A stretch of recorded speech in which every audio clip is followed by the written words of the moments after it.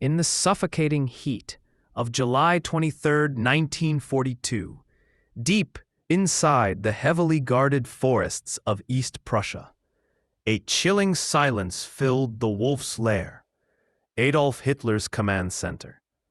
Within its concrete walls, a gathering of Germany's most senior officers stood in tense expectation.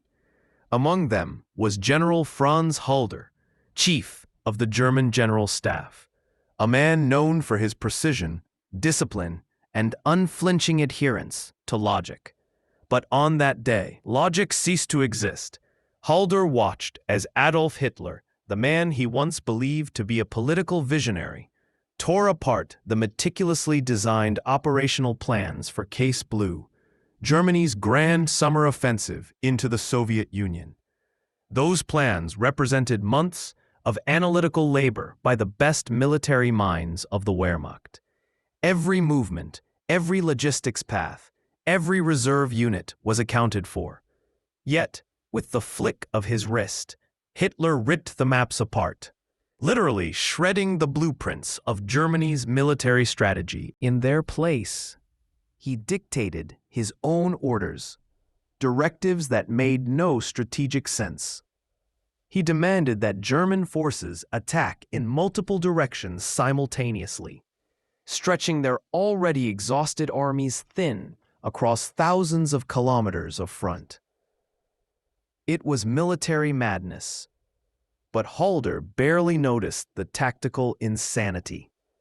His attention was riveted on something far more disturbing: Hitler himself.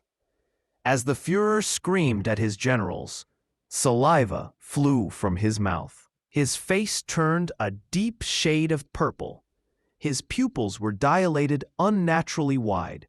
His hands trembled violently, and his left leg shook so hard it seemed to vibrate against the floor.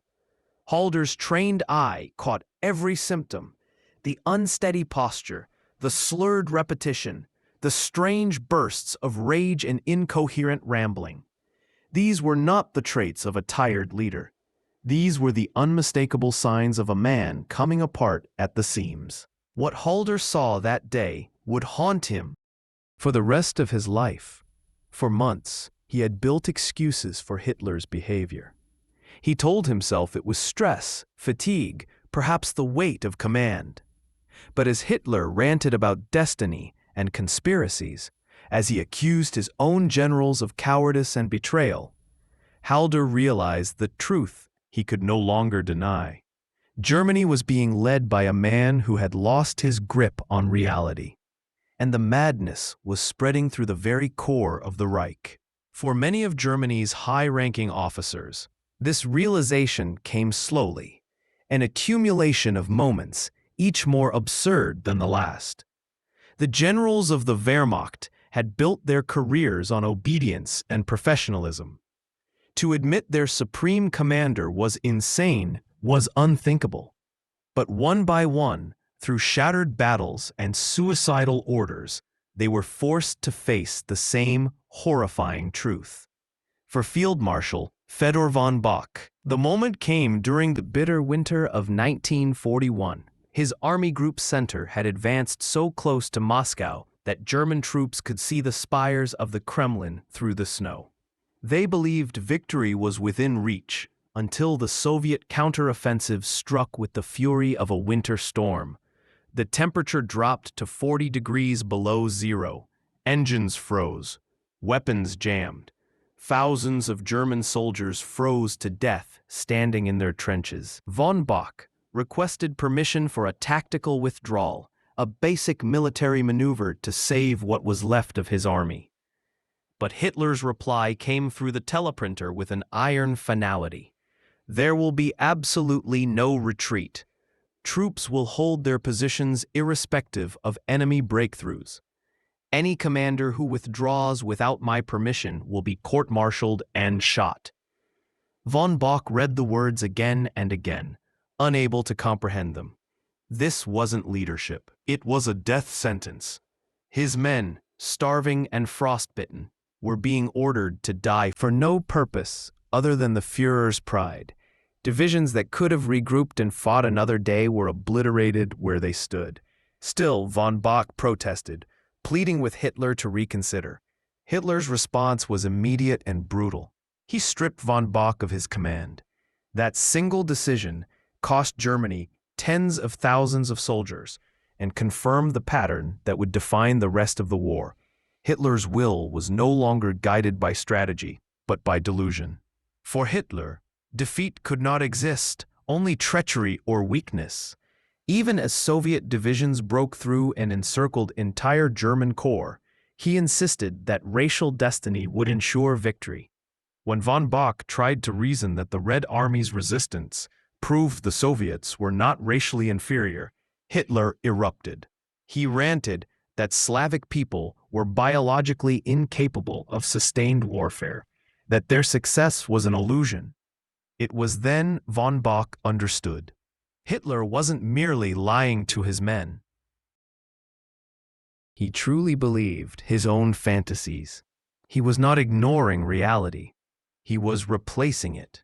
The same delusion would shatter another brilliant commander, General Heinz Guderian, the father of modern armored warfare. In 1943, Guderian was reinstated as Inspector General of Armored Troops.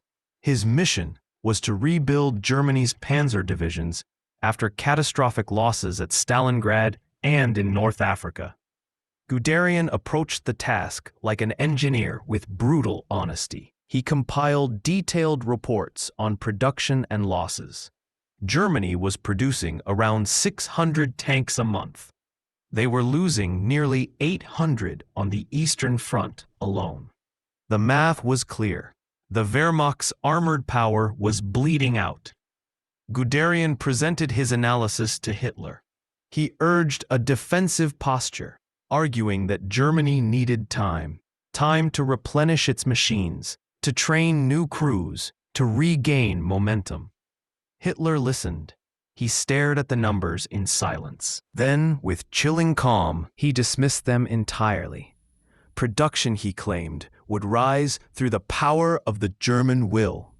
The losses would fall because the German soldier is racially superior. And the Soviet Union? It will collapse by its own weakness within months. Guderian was speechless. Hitler wasn't strategizing. He was daydreaming, transforming Nazi ideology into a replacement for industrial logic. When Guderian gently pointed out that production had actually declined for 6 consecutive months, Hitler accused him of defeatism and threatened him with arrest. In that moment, Guderian realized something terrifying. Hitler was not a military gambler. He was a man trapped in his own fantasy world, a dictator commanding armies that existed only inside his imagination.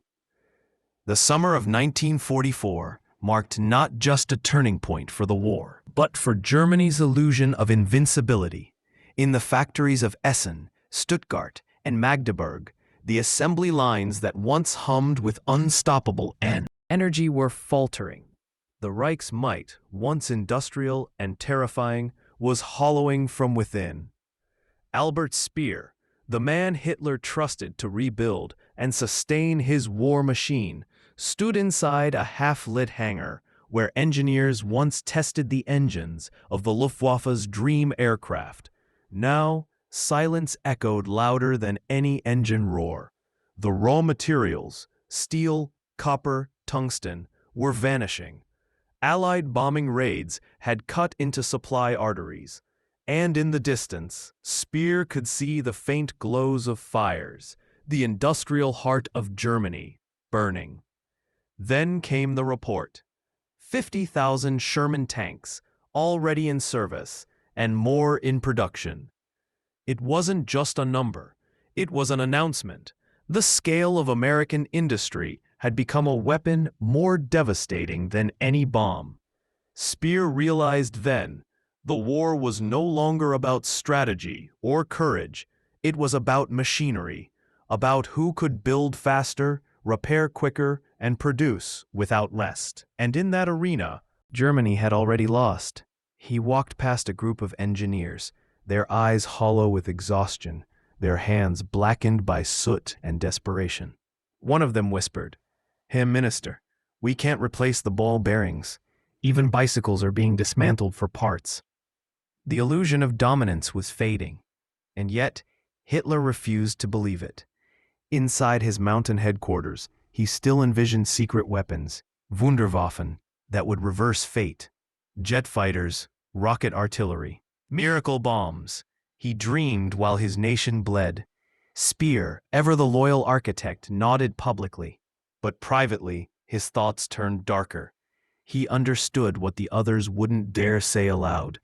Industrially, they were already dead. By mid-August 1944, the Luftwaffe was no longer a force, it was a shadow. Fighter pilots fresh out of training were sent into combat with less than 5 hours of flight time. Factories once producing hundreds of aircraft monthly were now turning out barely a dozen. Meanwhile, across the Atlantic, Detroit worked like an army without rifles. Women welded tank hulls, teenagers riveted wings. Entire towns operated on war shifts, 24 hours a day. Every hour, America produced 5 new tanks, 20 jeeps, and countless shells. Speer's engineers calculated the numbers. Germany could not match even 10% of that pace. One of them wrote in his notebook, "For every German tank destroyed, 10 more appear from the west." The balance had tilted irreversibly. Still, the propaganda continued, Goebbels's voice echoing through the radio, proclaiming total war. But what did that mean when the furnaces had no coal, the trains no fuel, and the workers no food? Speer often visited the frontline production zones, trying to motivate his crews. But what he saw broke even his pragmatic heart. 12-year-old boys carrying shell casings, women hammering tank treads by candlelight.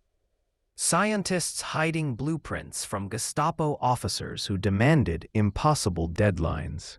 And still, he kept building, because stopping meant treason. One night, after inspecting an underground facility near Nordhausen, Speer returned to his car and said quietly to his driver, "Do you know what we are doing here? We are manufacturing death in the dark, while the Allies manufacture victory in daylight." It wasn't defeatism. It was clarity.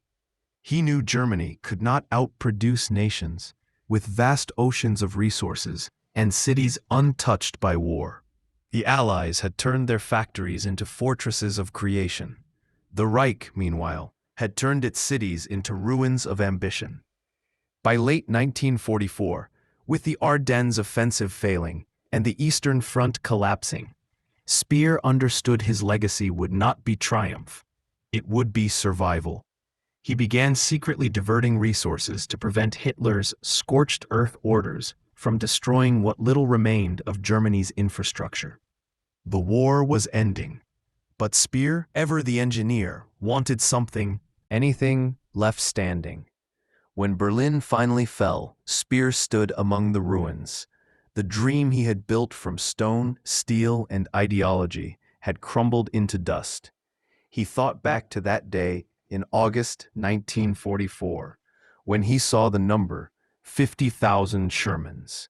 That was the moment the war was lost, not on the battlefield, not in the air, not on the sea, but on the factory floor. Machines had defeated men. And in that realization, Albert Speer saw the truth that haunted him until his final breath.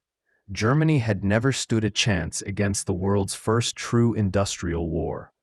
The ruins of Berlin marked the end of an empire built on arrogance and illusion.